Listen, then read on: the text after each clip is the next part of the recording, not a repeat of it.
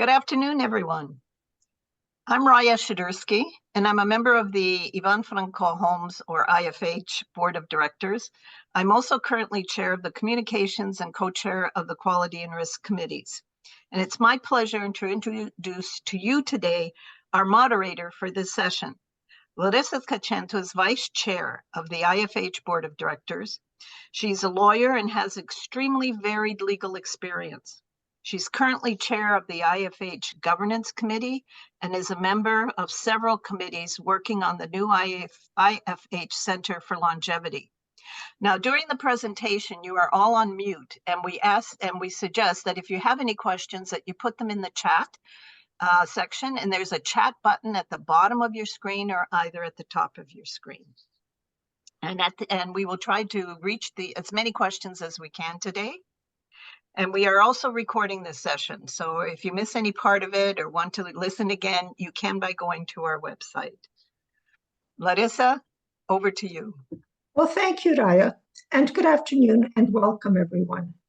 So today we're going to focus on an aspect of long-term care that we don't hear enough about too often, and that's the emotional impact on families when their loved ones need long-term care. Our guest expert is Deborah Bakti, author of What Now? Managing the Emotional Journey of Long-Term Care for Families. This is what the book looks like, and you also see it on Deborah's screen.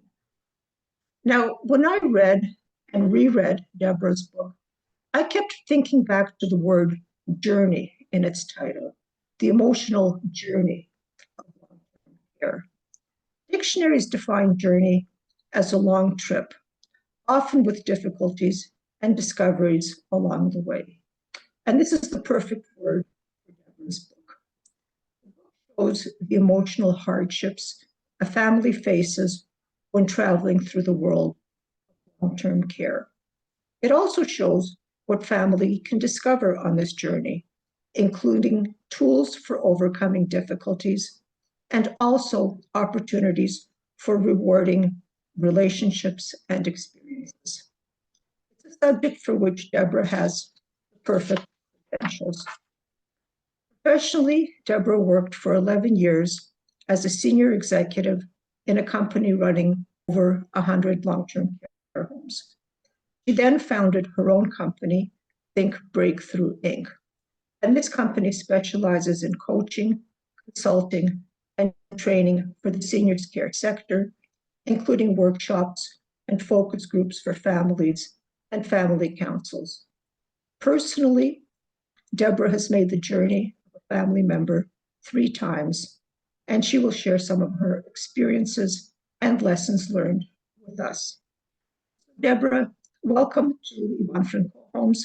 We look forward to hearing from you very much. Thank you so much, Larissa, and hello to everybody. And I'm looking forward to us having some Q&A after the end of the presentation. I'm going to actually take us back to 2008. And this is a picture of my family. My dad and my mom were celebrating a wedding anniversary. And it was fall time, as you can tell with the decorations close to Christmas. And my husband, Ty, is standing beside me, and our kids, Logan and Taylor. And what we didn't know when this picture was taken was how the next few years were going to unfold, or as I tend to think of it, unravel. My dad was already showing signs of some cognitive impairment, and he had been diagnosed with Parkinson's and Lewy body dementia. And my mom was really struggling to take care of him at home with falls in the middle of the night, ambulance rides to the hospital, and she was pretty much at her wit's end. And so I was able to help her to make that really heartbreaking decision. After years previously, my dad said to her, "You've got to promise me, Carol, that you never put me in an old folks' home." And here we were in that situation where she felt that she had to break her promise to him. We got my dad located into a home. I was living, my parents and I, we were all living in Burlington, Ontario at the time. And in February of 2011, we moved my dad into long-term care. Unfortunately, I wasn't able to play as big a role as a family member. I was more on the sidelines helping my mom. Because about 6 or 7 months after this family picture was taken, my husband started having some acute episodes. And it was the beginning of a very long journey of almost 2 years of getting a diagnosis with him of a disease that at the time only 400 people in the world had been diagnosed with. I was working full time, commuting an hour each way, working as an executive in the seniors care industry. Our 2 kids were 11 and 17 when he first got sick. And we were dealing with home care and adult daycare, and his condition kept getting worse. My dad had already been living in long-term care for a couple of months when my case manager sat me down and said, "You can no longer take care of your husband at home. He is getting progressively worse. He is not safe here with all of the risks, and it's time to make that decision." I mean, I couldn't believe it. For a period of about 4 months, I had my dad in one long-term care home at one end of the city and my husband in another long-term care home. This is a picture of Ty. This was about 2 years. He moved into long-term care when he was 63 years of age. And here you can see he's celebrating his 65th birthday. And yes, that is it's a thickened, spiked margarita that he's drinking for his birthday. And Ty lived in long-term care for 2 more years after this picture was taken. And he sadly passed away in 2015. Then my mom, we had helped her move into independent retirement living a couple of years after my dad passed away, and we had to talk her into selling the familial home and making a big life change. And within about 2 or 3 years of living in independent living, they kind of told us that her care needs were outside of their scope. So we needed to move my mom into assisted living. And this is my mom in her assisted living suite. And we continued to keep an eye on things. I mean, my mom probably would have been put on the wait list for long-term care had she lived long enough. She passed away in 2019. And so all that to say, it was almost this surreal reality of working in the seniors care business and having these significant family life relationships and having to make that tough decision and being a family member. Ty passed away in 2015, and it was in 2017 that I decided to make the big decision to leave my corporate career. I'd worked in corporate for decades, and in my 50s, start my own company because I wanted to have these kinds of conversations. And what it really started, I didn't realize it at the time, but it started with a conversation with a colleague. And it was about 6 months after Ty passed away in 2015. And I was out having dinner with this colleague. And she asked me, "So what was it like the day that you moved Ty into long-term care?" And it almost took me a bit aback. Nobody had ever asked me that question. And I thought for a moment, and I described to her how awful it was driving there that day and how we were left waiting in this room for about 15 minutes and how the staff were running late. And really, after giving her a few more of the details, I said, I just felt like we were widgets on a production line. We were squeezed into an already busy day. For us, it was the hardest, most heartbreaking day of our lives. And for them, we were just another admission to be processed. That's how I felt. And as I'm describing this to her, she's looking at me and I can see her eyes start to tear up. And she said, "I feel so embarrassed because we do that to our families every single day. And it's not intentional and it's not all the time and it's not always across the board. But what it made me realize is that there's something that I can be doing with this personal experience, having the business knowledge to help both sides of this really key relationship. The amazing care team members who work in long-term care and they dedicate their career to helping seniors and their families. And for the families that this may be the first and only time that they're entering this whole new world. So as Larissa mentioned, I've written a couple of books. The first was Recipe for Empathy, 6 Strategies to Transform Your Families into Fans, because I wanted to start with providing tools and resources for people that I used to work with as colleagues and organizations across the country to be able to help equip their staff and putting that family relationship in the forefront. And my second book, Now What? Managing the Emotional Journey of Long-Term Care, I wrote during COVID, when everybody working in seniors care were super busy and it was super stressful. And I had the opportunity to write this second book, which really, in my mind, is a playbook for families to help them, bring them a bit more up to speed, not about the inner workings and the politics and policies of long-term care, but what it means for you as a family member. And so I'd like to jump into one of the chapters of the book in this concept called admission anxiety. I certainly know what my admission anxiety felt like. And I think if all of you were to think back to your admission day, there was probably some anxiety and angst and worry and fear and all of those things that happen. There's a small handful of families that I've talked to that have said, no, didn't feel anxious at all. It was the right thing, and was so happy for them that that's how they felt. But the majority of us really grapple with this life-changing decision. But the other thing I want to share with you, and I touch on it lightly in Now What, is that staff also feel admission anxiety, just for different reasons. When I've met with thousands of direct care staff and leaders in long-term care, and there's a couple of things that are in the mix there. The first is when they get the file for the resident that they've received probably very shortly after that room has become available, because the resident who lived in that room previously either passed away or transferred to another location, then they're very quickly looking at a file. And a lot of times the accuracy or the up-to-date of the information is not always accurate and up-to-date. So sometimes it can be that that information was provided 6 months or a year ago, because we all know how long the wait list is, and the resident's condition has changed.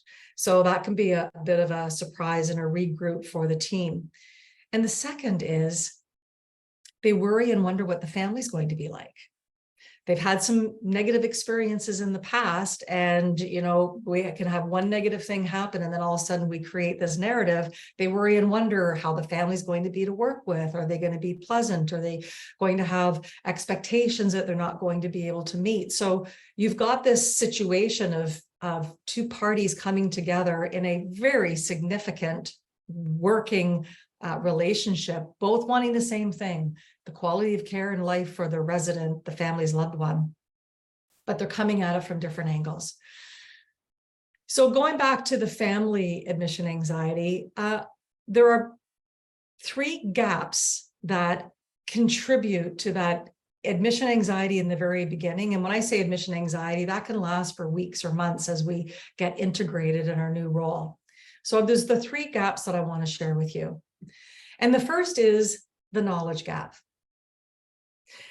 As a family coming in, you know everything about your family, your loved one, their likes, their dislikes, health conditions, any challenges and concerns. You know your family dynamic, and as well, family dysfunction, because what family doesn't have some dysfunction, and sometimes that can show up in the home. You know all of that, but what you don't know is the home, the people, the policies, processes, protocols, programs, all of those things that you don't know that the home staff know like the back of their hand. But what they don't know are all the things that you know. So we've got this big knowledge gap that you're bringing in what they need, and they know everything that you need to be able to really start to feel more settled. And what I remind staff about with families is this: families don't know what they don't know, and it's not your fault. Seniors care is a complex business. Just stepping back and looking at the whole healthcare sector is incredibly complex, with all sorts of constraints and challenges and pressures. And then seniors care is a part of the healthcare system that most people really don't know much, if anything, about until they need it, which is usually in a crisis situation. So I say to staff, remember, families don't know what they don't know, and it's not their fault. And what role can we play to help close that knowledge gap for families so that they can feel more comfortable and integrate better? I'm going to share a video with you of a family member. Her name's Carolyn. I met her when I was a guest speaker on a town hall call for her home. And she talks a little bit about what the knowledge gap was like for her. I was struck by how cold the orientation or onboarding intake was. And I just thought, well, this is the way it is. This is the way it is. They can't do it any different. This is the way it is. So I felt very lost. I felt very lost. Like I am stepping into a whole new world. I know zero. And I think when you're in a world that you're so familiar with, you forget that people are lost. And I think I still have this expectation, maybe a hope that the new caregivers coming in, that the home can sort of revolutionize the way that we are doing intake, because I think it would help a lot. I was so struck by how Carolyn talked about how she felt lost and she knew zero. And I think that's how a lot of families feel. And so whether it be with Reading Now What and taking the tools from that book, learning from other family members, the ability to close the gap so that, as she said, not going to have, having expectations and what would make it easier for us to be able to better integrate ourselves. The second gap is the emotion gap. And, as I described on Ty's admission day, how I felt like this was the hardest, most heartbreaking day of our lives. But yet for the staff, we were just another admission. I mean, the average home, if you've got a home that has 100 residents living in that community, on average across Canada and long-term care, 50% of the residents leave every year, primarily through death, sometimes through transfer. So that means that you have, some homes are having new admissions, new people moving in every week. So we've got this bit of a disconnect on the emotional side. And the other important thing to remember is that they're not just meeting the family, they're meeting your grief. And I was going to say it's almost surprising, but I understand it because I went through this myself. I didn't realize when I moved Ty into long-term care that I was experiencing grief. And it was really working with a therapist that helped me understand that, because I'm like, well, he's not dead, he's still here. But what happens is that we experience what's called disenfranchised grief. And I was grieving the loss of what our life was. Again, our kids were 11 and 17 when he first got sick, and everything was turned upside down. And I was also grieving the life that we were not going to have because of this interruption with illness and being placed into long-term care. And so there is a loss that we're experiencing, and change that's hard on even the easiest of days to manage change. And so sometimes what can happen is the grief that we're feeling comes out in different kinds of expressions: anger, frustration, sadness, getting upset about things that on an average day wouldn't typically upset us. And so when I work with homes, it's what I remind them is to have some grace with families who maybe you're finding a bit challenging and with levels of expectations and things like that, to understand that you're not just meeting the family, you're meeting their grief. I have another clip I want to show you of Carolyn that's a little bit longer, just a couple of minutes. And she touches a little bit on both the knowledge gap and the emotion gap, and a little bit about the third gap that I'm going to be sharing with you. What has been the biggest shift for you as a result of working with the material in the Now What book? Well, I didn't realize when we were coming into the home that we were coming into a home a home. We were coming into a home. We were not coming into really a clinical setting. My aunt, sometimes when she's not too lucid, she calls it a hospital, but we're coming into a home. And my sort of mindset was us against you. Like, we need to protect my aunt because of the negative things that we had heard in the media. The first 17 days, we didn't even get to go into the home because of COVID. My aunt had to be isolated. She ended up getting COVID, but she was asymptomatic. So she was okay.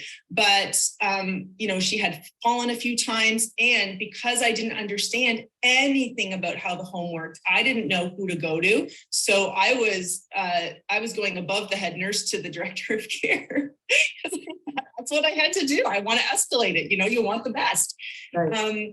So I was coming off very defensive and a little bit jalapeno-y, as you mentioned in your book. So that was my initial experience. And after a while, you start to settle in, things start to settle down. My aunt's medications got adjusted the way they needed to be. So then, we're starting to relax. And then really reading the book gave me some big shifts, understanding, like, I didn't even understand that. I should have known this, that staff were grieving the person that had been in my aunt's room prior to her.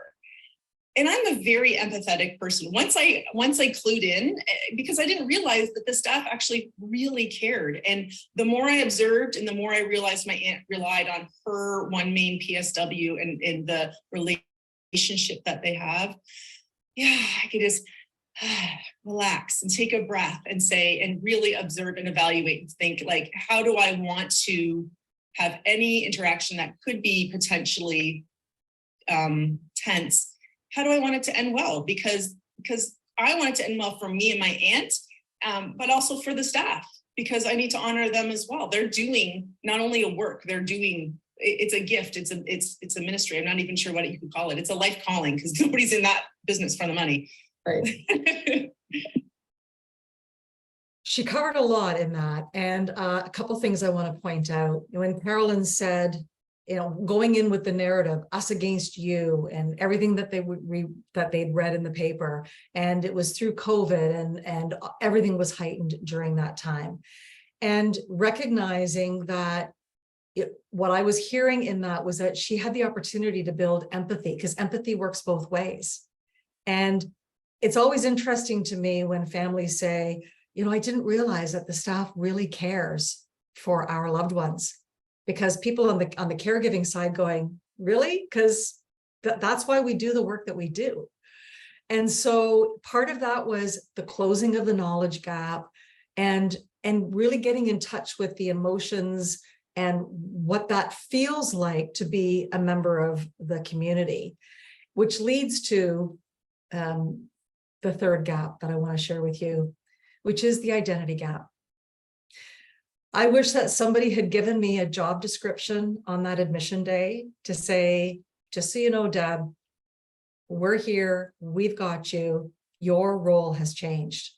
For the previous 2 years, between the working full-time and raising our kids, almost like a single parent because of Ty's physical and cognitive limitations, I was controlling everything. And I am a bit of a control freak, so that kind of worked for me. But 27 different specialists, 5 different hospitals, thousands of appointments. I was, that running the 3-ring circus, so to speak. And as I talk about in the Now What book, is that there's this relational triangle with caregivers, the care team that work in the home, the family, and the resident. And the other interesting shift in identity here in the relational triangle is that the resident, that Ty as my loved one, was now taking on a new role as well as a resident in a community where he was now living. And it can be scary, particularly when we have been the manager of all and we know what our loved ones' likes and dislikes are, and that it feels a bit like we're losing some control. And so I think this is a really important distinction. You're not giving up control of your loved one's care. You're taking on a new role as a partner in care. And it sounds subtle, but it is a huge distinction. And this is one of those gaps that as families, when we really get that we are now in the relational triangle and we've got people who've got our back and our residents' back and are there to help create some ease and flow with the care at whatever stage you're at, it can shift everything. And I want to share with you, it was another town hall call that home had me on, and I met the family member. Her name's Shirley. And oh my gosh, I just fell in love with her on this call because she was so real and so honest. And so I asked her if she would share in an email what she had shared on this call, with her permission to be able to share with audiences like you, because I think she really nailed this whole identity gap and what changed for her. So in her email, she said, reading now what helped me think about and understand the other side of the coin when we're adjusting to having to place our loved one into long-term care. I first read your book a couple of months after Mom went into the home. Some of it I'd already experienced, but was still upset at how I felt and how things were going. It helped me to better figure out how to deal with things now that Mom was not in my care anymore. At first, all I could see when I visited Mom was that they weren't caring for her the same way that I was doing at home. Your book brought to light that I was not the only one getting used to this new norm. I hadn't thought about the staff having to get to know Mom and figure out how best they could care for her. Once I realized this was the new reality for Mom and for me, I began to adjust my thinking and attitude toward the staff. I knew I had to change my approach when I visited Mom. Now what opened my eyes to that? Mom has now been in care for 9 months, and my relationship with most staff has improved considerably. The Now What book helped me realize that I was not the only one adjusting to this new norm, but so were they. My mom seems quite happy in her new home, and I believe she's given the best possible care the staff can provide, given the limitations of the healthcare system. Thanks again for writing Now What. This is my favorite part. She said, it really helped me to get over myself and focus on the positive of what goes on in a long-term care home. It's not perfect, but they do a much better job of looking after my mom than I could ever do now that she's at the stage she's reached in her life, 98 and well into dementia.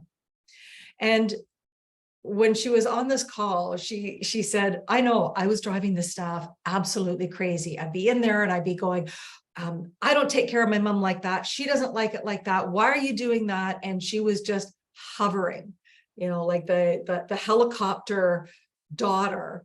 And that was stressful for everybody. It was creating friction in the relationship. And, you know, I think there's a distinction between making sure that we're not giving up control of the care, and we want to make sure how things are being done, but it's also recognizing that we're now part of this relational triangle in a team. And when she really acknowledged that, yeah, it takes the staff a few weeks to really get to know the patterns and behaviors and likes and dislikes and all of those things. So, you know, I think when we think about this, it is a new role. It's a new identity with different levels of responsibility and involvement. And so when we think about our role is to think, how will I choose to show up as a family member? You know, these are really great self-reflective questions that we can ask ourselves. How will I choose to interact with the care team members?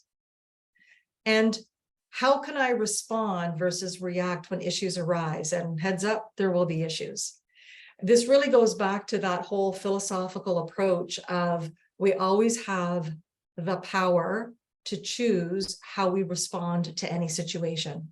And some days it's easier than others, because there certainly were times where I had a reactive versus a responsive approach to a situation.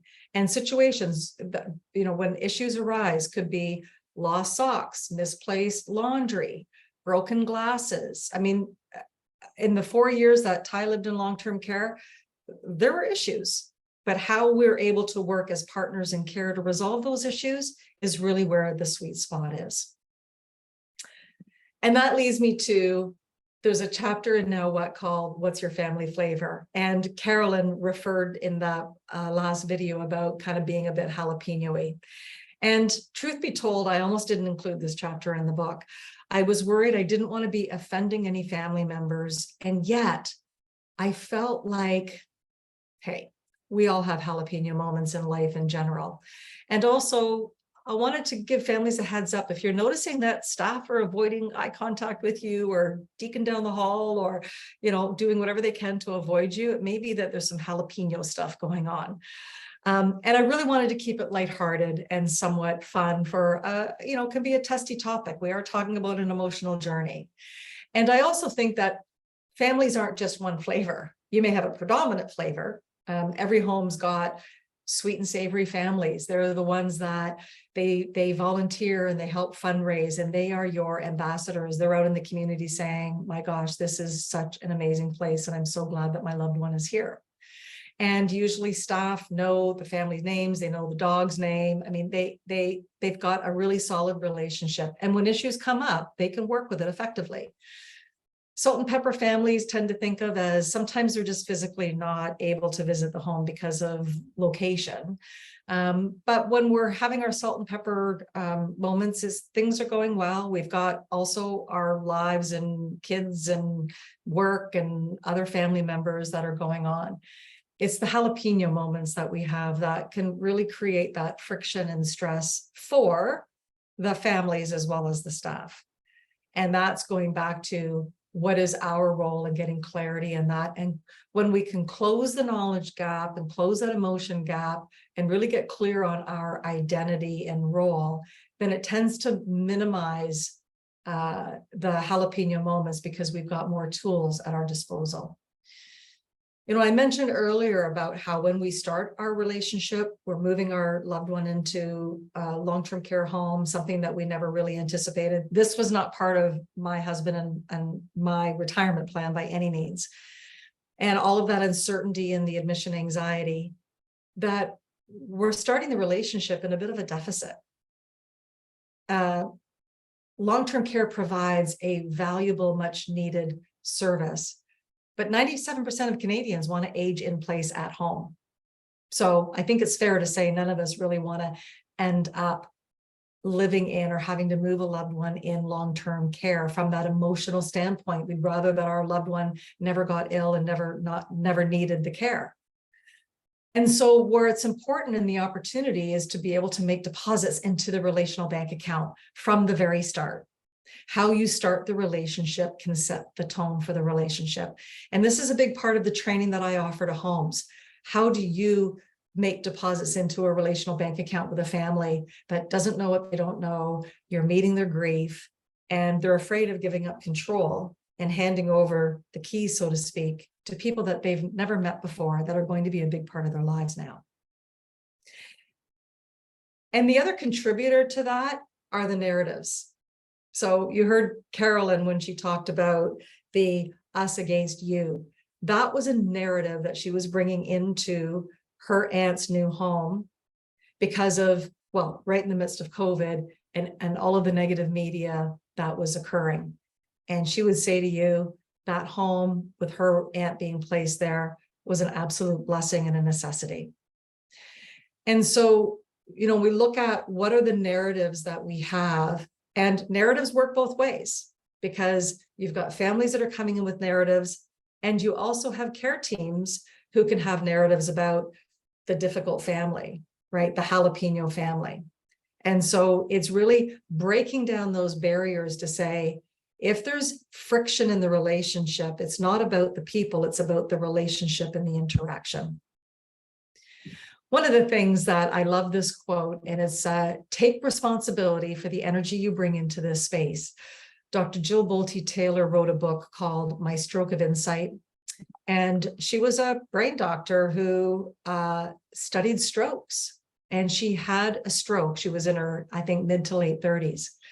And the part of her brain that the stroke impacted affected her ability, or it actually enhanced her ability to pick up on other people's energy. And if somebody came into her hospital room while she was recovering that had a bad day and was, just not in the best of spirits, it was like assaulting to her. So she put the sign up in her hospital room because she was so sensitive to it. But I think it's a great thing for all of us to remember that we all need to take responsibility for the energy that we bring into whatever space we're entering. When I work with homes where they are really struggling with how to best support and meet the family where they are, and there's challenges in miscommunication and friction, and they want to be able to resolve it. I find typically the root cause of the issue is because there was disappointment as a result of an unmet expectation. And this formula here, disappointment equals expectations minus reality. And it's, I got it from a book that Chip Conley wrote called Emotional Equations. So when you think about, we have an expectation. So we'll use a long-term care home example.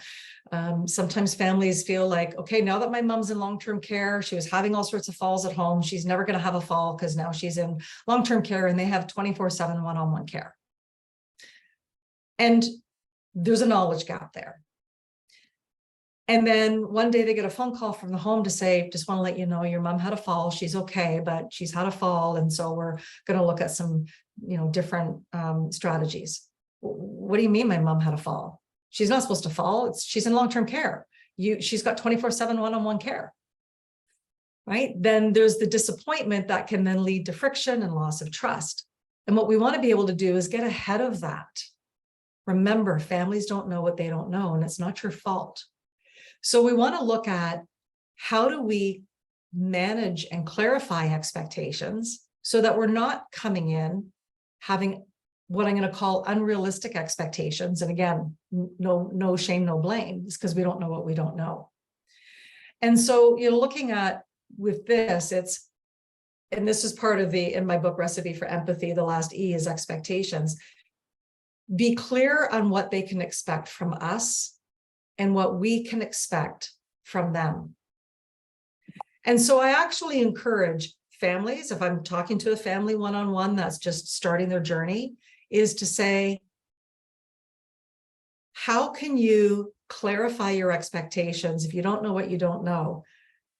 Asking staff members, this is my understanding. Is that actually true? And I also think that care team members can have an opportunity to share what their expectations are of family members, because we are now part of a community together. Every family and resident is contributing to the culture of that home with their presence, as is every staff member. It's a really unique environment. It's where people work, it's where people live, it's where people visit, and it's 24/7, 365. The doors are sort of open, right? So I think that that's a real opportunity to look at what are my expectations? Are they realistic? Is there something that I need to adjust with respect to the knowledge and information that will help me with that? Just going to shift gears as we're starting to wrap up in that as family members. So I'm assuming that people on the call, you're a current family member, maybe a past family member, a soon-to-be family member, and also people on the family council. And as we keep thinking about the home as a community, that there are things wherever you are on your journey as a family member that you can now or in the future support other families coming in.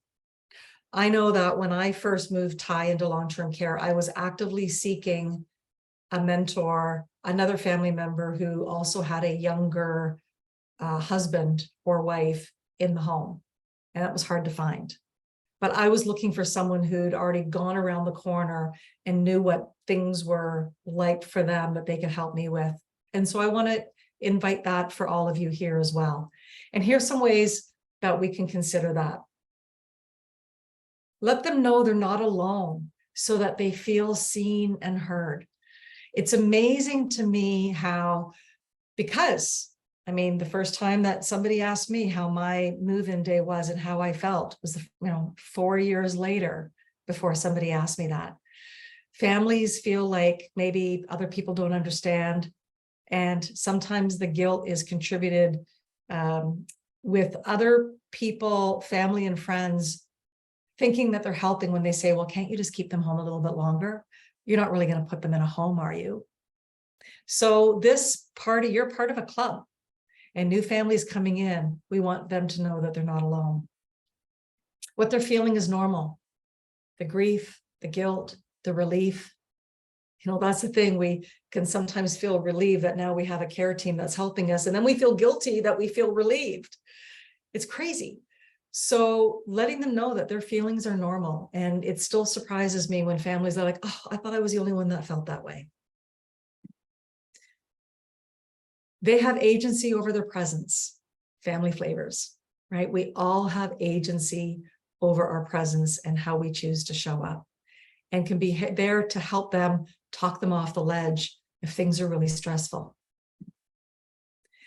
They can make this suboptimal reality work for their family. And when I say suboptimal, it's with all due respect. For me, it was suboptimal that my husband got sick and had to move into long-term care. And it was a reality that I banged my head against for probably the first 2 years.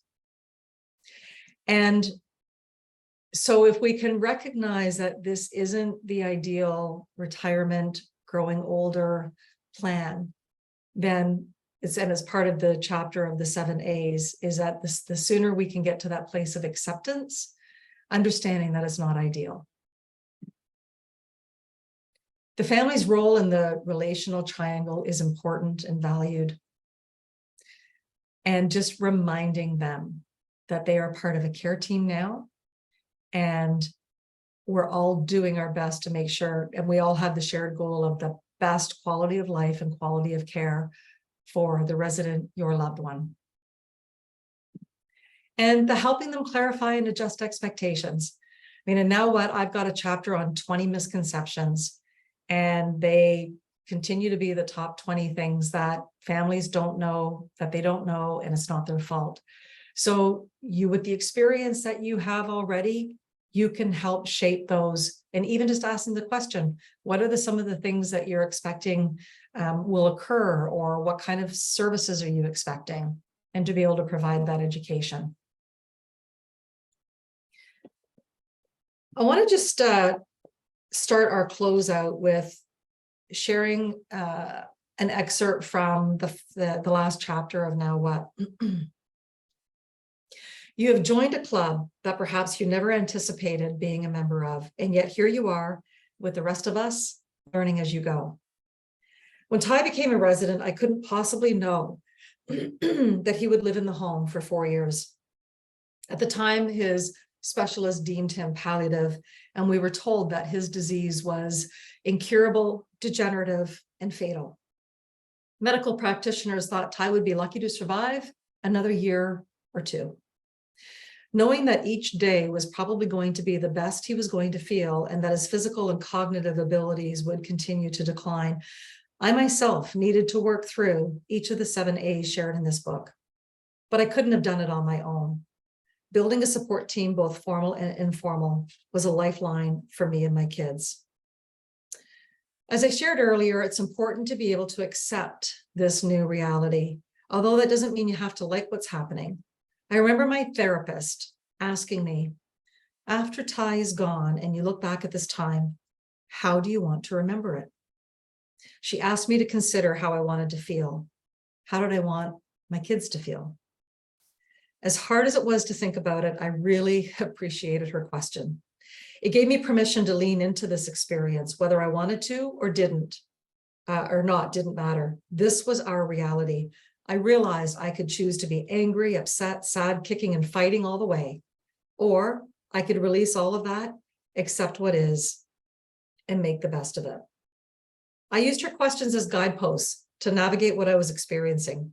I wanted to live with as little regret as possible. I wanted to be there for Ty with compassion and presence. I wanted to notice the little moments that mattered with him and his care team. I wanted to remember the tears of sadness as well as the tears of gratitude. I wanted to remember the hugs from the care team and leave them with a positive impression as they had with me. And I wanted to remember how I played a positive role to the best of my ability as a member of their community. And so I want to invite you to consider these two questions. When looking back, what do you want to remember about the experience? And how do you want to feel about your loved one's final chapter and your support role? Sometimes it can be helpful that, and as hard as it was when my therapist asked me that question, but looking forward to help us view, and I felt for me, it shifted me to be able to appreciate all of the different moments, even the hard, challenging moments, and to really make all of those moments that matter, because it is an emotional journey and it can be a tough role sometimes, and sticking together as community and as families to support each other is probably the best advice that I can give you. So with that, I'm going to pass it back to Larissa. Well, and I'm going to pass it back to you because we've got quite a number of questions for our guest speaker. So let me deal with the questions in order. We've got about 13 minutes to answer them. So here we go. First question. Could you suggest ways to honor and reward staff members who show outstanding kindness to my loved ones? Asking because some staff members aren't able to accept gifts. Yeah, so that's a great point. I think, first of all, just checking to see what the policy is around that. I don't know if food is considered gifts, but pizza and cookies and things like that. I also would, do the old-fashioned thing, write a handwritten thank you card. Staff cherish those things. It makes such a difference.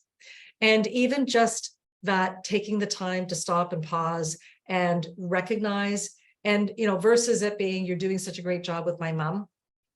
I had a PSW where I would say, I just can't believe how you can get my mother laughing so hard because she's such an introvert and she can be a little bit prickly some days. And that just put a big smile on his face. If you can be specific on the feedback and provide that recognition, I think it goes a long way. Okay, so next question. Any insight on family councils? How can they help families in a common experience? How they can help families in what?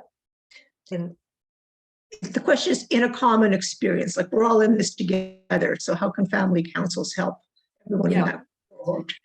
I think part of it, and I've seen this with a number of family councils, is that they put that as a priority in one of their objectives and goals, and they have volunteers as ambassadors.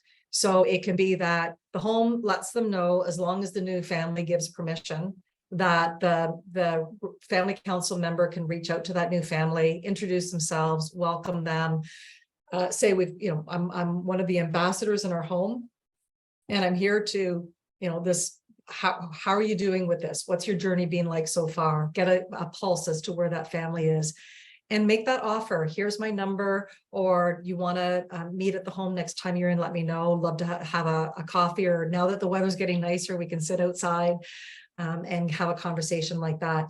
But I do recommend having a bit of a formality. You've got to create a program or a process around that so that you've got consistency, and then let people know about it. And you may be surprised at other family volunteers that want to step up. Do you see anything that the Ministry of Health and Long-Term Care could do to help families who are new to the long-term care world? Any kind of resource they could provide to the long-term care home that will be passed on to the families? Well, I mean, I certainly would love to see them buy copies of Now What and give them to families before they actually enter the doors of long-term care. And I think it probably varies depending on what catchment you're in. I think case managers, I had a lovely case manager who really helped prepare me emotionally and logistically with the move. I think also if they could provide, resources. If your loved one is dealing with Alzheimer's, the Alzheimer's Society, what other community programs are out there that can help to provide support and connect you with those resources? So next question, any tips for families to cope with feeling like they're letting their loved one down by putting them into long-term care? It's the guilt. Oh, yeah. overwhelming guilt. That is a tough one. And I think that I'm a big proponent of therapy, getting therapeutic support, people who are trained and understand. I mean, grief is such a complex emotion and guilt. And, I think that all you can do is be there and be consistent. And also when a family member says, you know what, I can't believe you put me in here and I don't want you to come and see me anymore, that how can we step outside of that angst and emotion and continue to be able to provide support? It's not an easy, I wish I had a magic wand and there was an easy answer to it. It doesn't take away those difficult emotions, but also being able just to really equip yourself and have conversations with people that deal with this and can provide that kind of professional support, I think is so important. Okay, next question. Maybe this. Unfortunately, on the long-term care journey, families encounter staff who approach their job as purely a process without empathy, not at Yvonne Franco Homes. Any insight for families on how to deal with this situation as a staff member without empathy? Well, I mean, I'll share a couple of examples because I certainly had that situation in a number of different, with my mom and with my husband. And I almost took it on as a little bit of a project to break down the barrier. And so sometimes it's, I think, adjusting how we show up for people. And it can be a bit of that, I mean, the saying, kill them with kindness, is if you can find something positive that you can share with them, and breaking down that shell and that barrier. I'm not promising that it works all the time, but I think sometimes when we run into staff like that, there probably has been some situations in family relationships that have really damaged them. And it doesn't mean that that's by no means is that an excuse, it's just an explanation. So I think giving that a couple of tries to see, I do believe that when we shift our behavior, it does change other people. We just can't control what that change is going to be. Okay, next question. How can our family deal with the lack of privacy with our loved ones in long-term care? Our mother's roommate and staff are always around, and we feel there are always eyes, judgment on us. Always feel like there's eyes and judgment on the family. And again, it's kind of hard giving advice without having a lot of the details, but what initially comes to mind for me is if I were in that situation, I would probably want to have a private conversation with the administrator, the director of care, the charge nurse, whoever that person is, and just to say, this is my feeling about, this is the scenario that's happening, and this is how it makes me feel. And I'm wondering, is there something I should be worried about? What's happening here? I think when we can frame things as this is how I feel, and we're taking ownership of that, right? Versus every time we're in the room and people are in and you're always looking at me. I'm not saying that's how you would say it, but it can then, there may be something else that's going on. Or maybe there's an opportunity to, if there's something going on with the other resident. I mean, my husband ended up having 2 different residents because they needed to move people around because there were just issues in that relationship. So I just think bringing it out and clarifying whatever assumptions that you may be making about what's going on. And I hope that that's helpful. All right. Okay, well, we're getting close to the end of our webinar. And I just wanted to take a few minutes, Deborah, to say thank you very much for all your wisdom, words of wisdom today, and for all your work in making a family's long-term care journey a calmer one. I wanted to thank our audience for your participation and excellent questions, and also Yvonne Franco Homes Communications Committee for having organized this event. And as I mentioned, our first 20 registrants will be receiving a copy of Deborah's book. Now, we're also going to send our audience a short survey. Please provide your feedback on today's webinar. It'll help us plan future events. Now, in terms of future events, our next series of webinars is going to start in September. So please watch out for information over the summer. And if you want to kick off the summer in a nice way, Yvonne Franco Homes is having its community picnic June the 24th at Winston Churchill Boulevard, starting 4 o'clock. Everyone's very welcome. And it may be your last chance to see that site without a long-term care home going up in the back area of that site. So everyone will be able to make it to the picnic. So anyway, everybody, thank you very much. And now please go out and enjoy this absolutely gorgeous weekend. And thank you again, Deborah. Thank you. Thank you, everybody. Take care.